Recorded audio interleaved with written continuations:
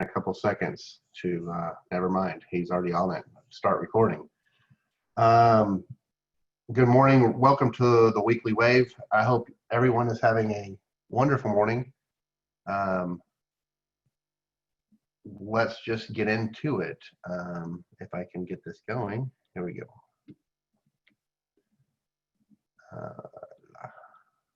All right. So, as you guys know very well, there's new steps in logging into the Wave. The @affiliates.ok.gov email address that you guys have, or account that you've been set up with. I hope none of you are still having problems. If you are, most of the time, my shop, my crew, my people, my office can't handle it. We can't fix anything. It's mostly OMES having to fix the things that are wrong. I would tell you to use if you can find the email that you were sent, please use that email to with your username. And if there's a problem with your password, just reset your password and go on about your business. If you're not able to do that, you can call us. We can try to help you walk through. You can email us. We'll try to help you walk through it. But at the end of the day, if it's something that's going to take some type of reset or password, or you never got the email, you have no idea what your username is, we will have to send you on. We still have a very large quantity of people with the issue, but they've got like 400 cases right now. So 400 different people are still trying to get in touch with OMES that have open cases on it. Okay, so be patient with them. I know. October 1st is around the corner. You're feeling the pressure. Well, let me remove some of that pressure. We will continue to work with districts on the October 1st as long as you're working with us.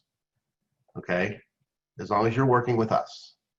I'm going to fast forward over here. So October 1st, as long as you're working with us, we will continue to work with you. We do have a cutoff at some point, but honestly, we are trying to be as flexible as possible with this. So we will have a cutoff because state aid will have to have the numbers so that they can do their mid-year adjustments. They will have to have, there will be other sections that will need those numbers quickly for funding, for other funding purposes, but we will push that as far out as we can, as long as you're still working with us. When you got, what does working with us mean? You're contacting us. You're letting us know you're having problems. When we call you or trying to contact you, you're responding. That's working with us. If you stop responding or you're not talking to us anymore, and it's just sitting there and we're not getting any responses back and forth, then we don't have any other option just to keep going and get everything else done. And if we get to the point where it's done and you're still not contacting us, then we have to shut it down. We have to just leave it where it is. But as long as you're working back and forth with us, we will continue to work and try to get it corrected for you. So that's what I mean by that. Remember that there are 543 of you, if not more, and there are only 4 of us. So we are trying to, we're always going to try to work as quickly and as efficiently with you as possible. And if you don't get a response in the same day, right now, our inbox has been the craziest it's ever been in my time at SDE. But we are trying to maintain a 24 to 48 hour turnaround on any email we receive. And that includes voicemails as well. Most of you, if you call us and leave us a voicemail, you're also emailing us as well. So we're usually getting that you're usually getting a response through email. But we do have the ability to answer the phones now. So we are trying to answer the phones as quickly as we can. Granted, they are nonstop. I was in the office one day last week, and I was answering phone call after phone call after phone call. It was never ending. Um, so I would appreciate it if you could email, but if you feel like that's just not getting the job done, we will take a phone call. We can any one of the four of us can take any phone call on any day. Okay, I'm going to scoot back a slide here. So our Wave Wizard cleanup, our STN ownership and data validation, we are cleaning a lot of that stuff up that is fake data or fake errors, and we do have a ton of ownership issues right now. We have a ton of data validation issues right now that are real. We have a lot of STN conflicts out there that need to be resolved. If you're finding that you have a student that has 2 STNs, please let us know so we can merge those as quickly as possible. But there are a ton, so please take some time, if you're not already, take some time and start going through those ownership data validations in STN Wizard. Our data validations are just like they are every beginning of the year. They're super high. They'll hopefully clean up as we get closer to the October 1st being ready to certify. The October 1st is open right now, so you can see a lot of that in your report if you've got validation issues. So we're having some issues between the student information systems getting data to us. I'm not real sure what that is, what the problem is there. We're looking into it with a couple of different vendors and why we're not getting data quite as quickly. We still have a few districts out there that aren't sending us 2021 data. So if you're having issues with EdPlan where there's no students in EdPlan, that's probably your problem. There's only about at last count I had, there was 8 districts that hadn't sent 2021 data quite yet. So be aware of that. FQSR is open and available. You can start looking at that as well. If you have questions about either one of those reports, you can go to Documents and Guides on the website, and there's report instructions out there to help you with those. Both those reports, the October 1st and the FQSR. Not much has changed between last year and this year for those particular reports. You're not going to see a bunch of new things or new processes. It was the same as it was last year. Morningstar put that link in the chat, so you can get out there pretty quickly. I'm going to go through some questions, so please throw your chat questions in the chat, or if you feel comfortable, just go ahead and unmute yourself and ask the question. So as we're waiting for people to get ready to do that, I'm going to start going through these questions. I'm seeing a lot of these questions right now. A couple of these right now at the beginning are OMES not getting back to you guys yet on your passwords and your resets and your usernames for the adaffiliates.ok.gov. Give them a little bit of time. They have a lot going. They have a lot of cases out there, and they realize that you guys have to have this quickly because of the reports that are coming due. So just give them a little bit of time. They're getting to you as quickly as they can. The biggest thing you can do is, if you do not have your username that starts with this, that ends with adaffiliates.ok.gov, send us an email. We can at least give you your username, and then you can use that username to reset your password in the Microsoft reset process. That will get you in quicker. So if you do not know your @affiliates.ok.gov username, let us know. Email us. We'll at least give you that, and that's as far as we can go. But you can then go into single sign-on with your normal single sign-on login. Click on the wave, and then when it asks you for your when it goes that Zscaler screen, you put in your username @affiliates.ok.gov, and then sign into your Microsoft account, and then you can reset your password. If you can do that, then you should be able to get in the wave. Okay. Um, As an extra note on that, it will send the password reset email to whatever email is attached to your single sign-on account. So if you haven't updated that, or if it's attached to a prior school district, you may not be able to get that. And if in that case, this kind of workaround process for this password reset won't work for you, and you'll still have to reach out to OMES, unfortunately. Thank you, Aaron. That's absolutely correct. And if you don't know what email address it ties to, we can let you know that too. We can tell you which email address it's going to send to, and then you'll know whether or not you're going to have any luck actually trying to reset your password. If you get an email saying okay, so if you open a case for your wave issue where you can't log in because of Zscaler, and they send you an email saying, "Hey, this problem's been fixed. Thank you. We've resolved it." Right? That's not really what they're doing. I know it seems like it. You're getting a resolution. They're saying you're thinking they closed the case. Well, they closed that particular case, but they moved your information over to a central case. They have one case with 303 or 400 different people on it.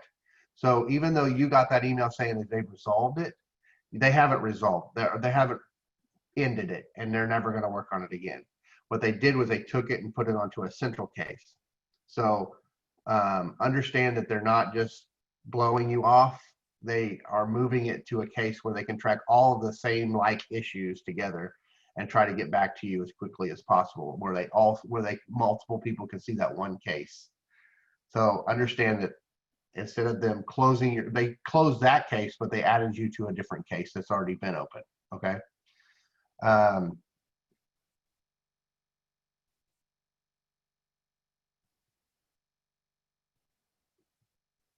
I know why the wave is populating Ed Plan back to 2018 enrollments for certain students.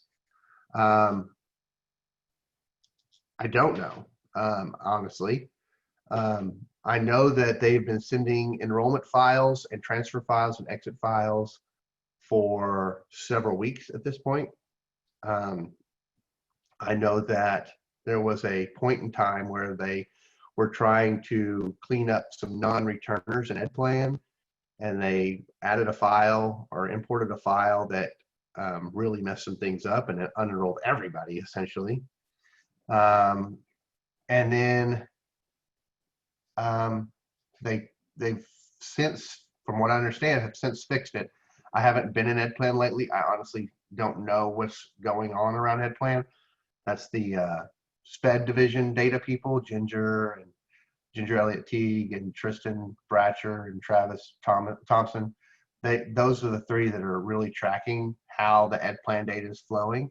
So if you have specific questions, I would direct you to them on why that's happening and where they think the problem lies. So again, I'm going to give you those names: Ginger Elliott Teague, Tristan Bratcher, and Travis Thompson. They should be able to help you guys out understanding why that's going on.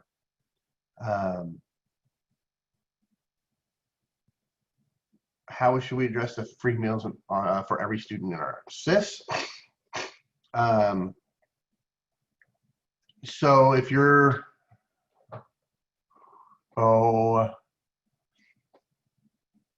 that's a good question. For at the student level, you're going to identify them as free and reduced if they qualify for free and reduced, or Title I if they qualify for Title I. But that's on an individual basis. For your schools, I don't know. I'm going to have to talk to some people. Let me get back to you. Let's jot that down as a action item to figure out how exactly. I might need to reach back out to you, Jana, and talk more in depth about that. Since I cannot get logged in the wave, is there another way we can register for these weekly sessions? Yes, you can register for these weekly sessions without getting into the wave. We can throw up the link if we haven't already done that. I haven't gotten far enough down. Myers Shanks is Wood Power School. Okay.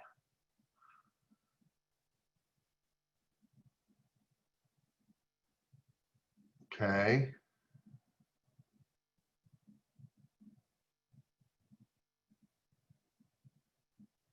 Yes, we will be taking a snapshot of the October 1st for Gifted and Talented and for several other things. But Gifted and Talented has its own report. So it's about to get opened. So we'll go from there. Here's the link to window. Yep. Thank you, Morningstar, for doing that.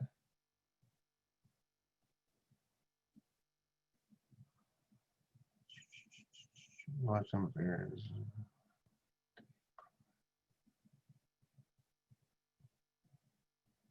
So daily instructional minutes are invalid means that you've got probably more than 720 minutes on a day. We can look into that more, Shelby. Let's get a email flowing back and forth, and we'll work through that with you. Had these students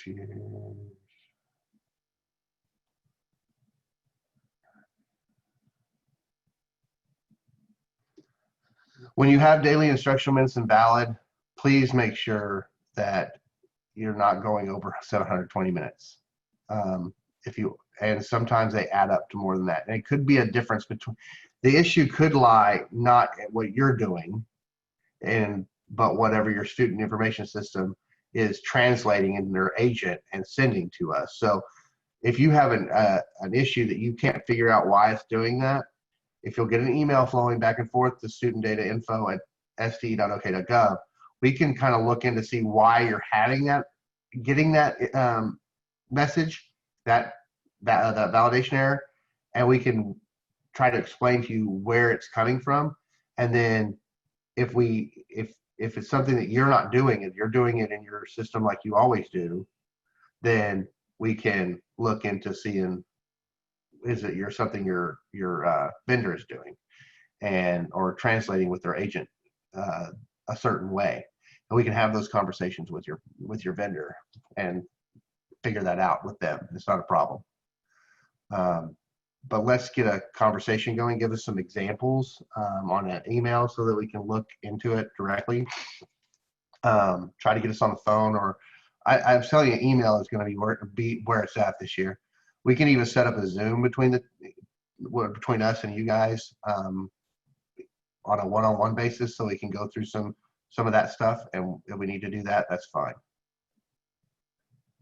Are there any questions that you guys want to jump on the mic and ask? Excuse me.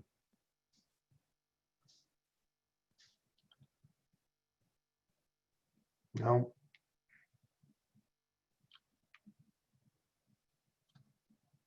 So to be clear, if you're having problems with EdPlan, or your SPED people are having problems with EdPlan, have them or have you reach out to Ginger Elliott Teague and her team and ask those questions there. If you're having issues with validations, please email us some specific issues that you don't understand why you're getting that message. And we will try to help you understand. Jana, I'm going to get back with you about your free meals. Terry as well. We'll talk to you guys about free meals. There's not too many districts. I don't know how many districts actually are offering free meals completely across the board. Maybe it's a lot. Okay. All right. So it's going to be pretty big. Okay. Thank you for that information. Obviously, this is going to be a question for everybody and how you do it. Okay. Let me get some idea of how we need to do it. Look at that. Y'all keep going. Let me figure out how we need to do this, and I'll get some information out there. We'll get a guide out there for you and figure out how.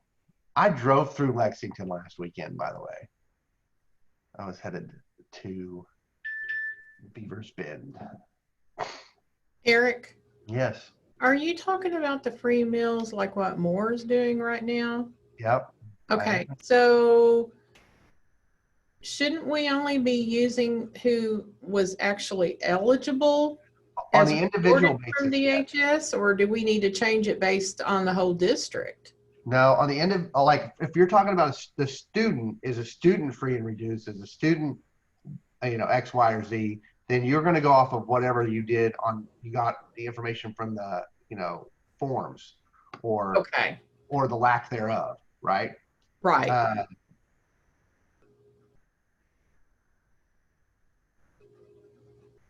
so on a student base, I may disconnect here, but Okay, on a school basis, you're going to report that differently. So your site basis is going to be maybe a little bit different. You may have a site that is all CEP where a student wouldn't necessarily qualify for that free meal. But you know what I'm saying? well, no, not really, because we have always only done it where we have students that are Right.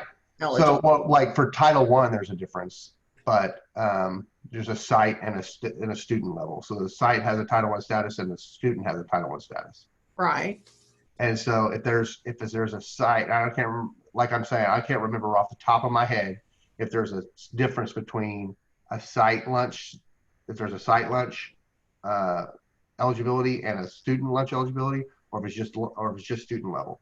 If it's just student level, you're going to go off of whatever the student is. I really don't.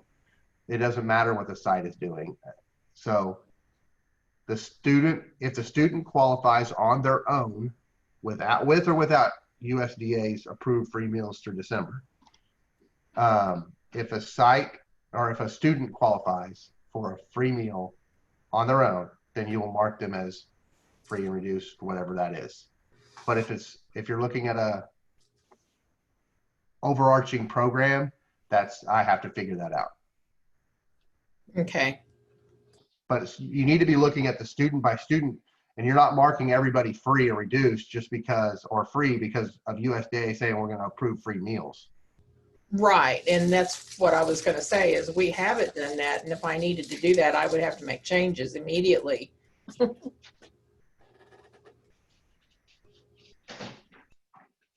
Correct. So we're not going to mark every student in our school as free simply because USDA approved a free meal. If they don't qualify for free meals, then then we're not going to mark them as a free meal, even though we're giving them a free meal. Okay, thank you. Mm-hmm.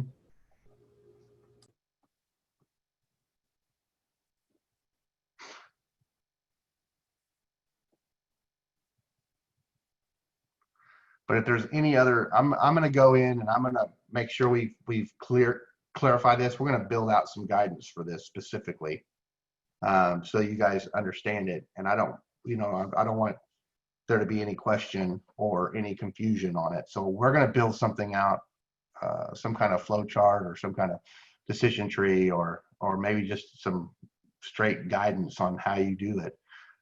But I want it to be very clear. So I'll get that. We'll get that ready and get it out to you guys for next week. And I'll have a conversation with Jennifer Weber and Trial Nutrition about what her expectations are here too.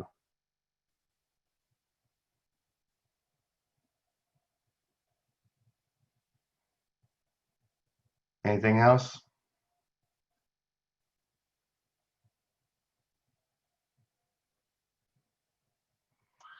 How many days should we give you to be able to answer an email?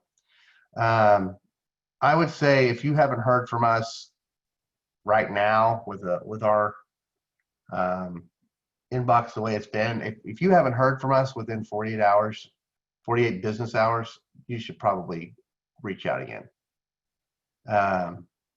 But we've got a contact log that we have every email, every phone call logged in there that we talk to. And our big inboxes they go through it every single day. We go through it every single day.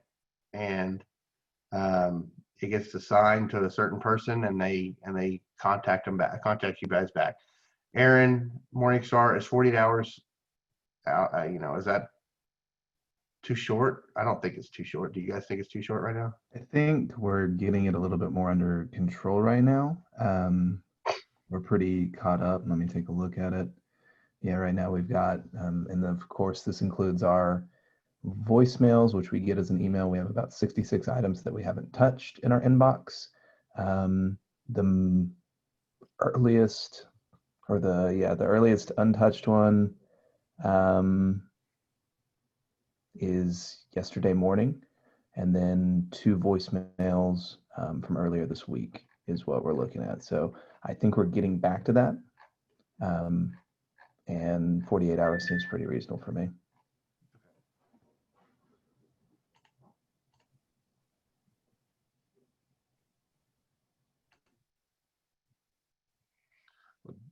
Daryl, then you're on a roll. Somebody needs to get you need to get your lucky penny out, because nobody else has had that good luck. Only 2 calls to get your email and temp password set up. That's pretty good.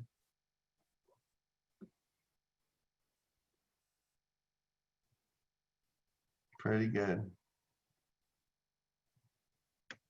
It's taking a lot longer for a lot of people. It's really, really hard.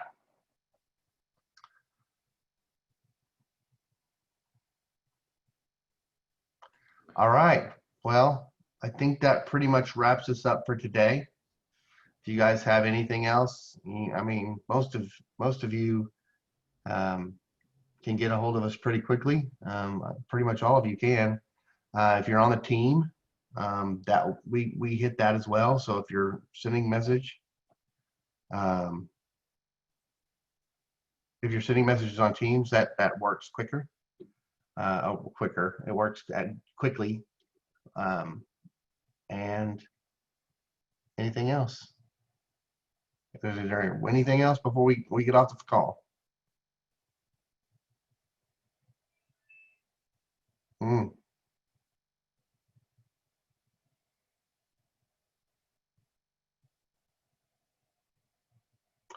That's a good option, Jana. I think that's probably what needs to happen until the end of December, when you're actually start charging for lunch again. Because that reflects what's really happening. Your cost of the meals is 0.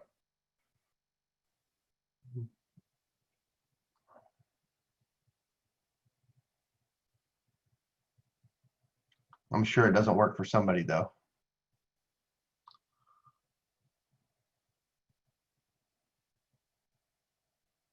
Okay, well, thanks guys.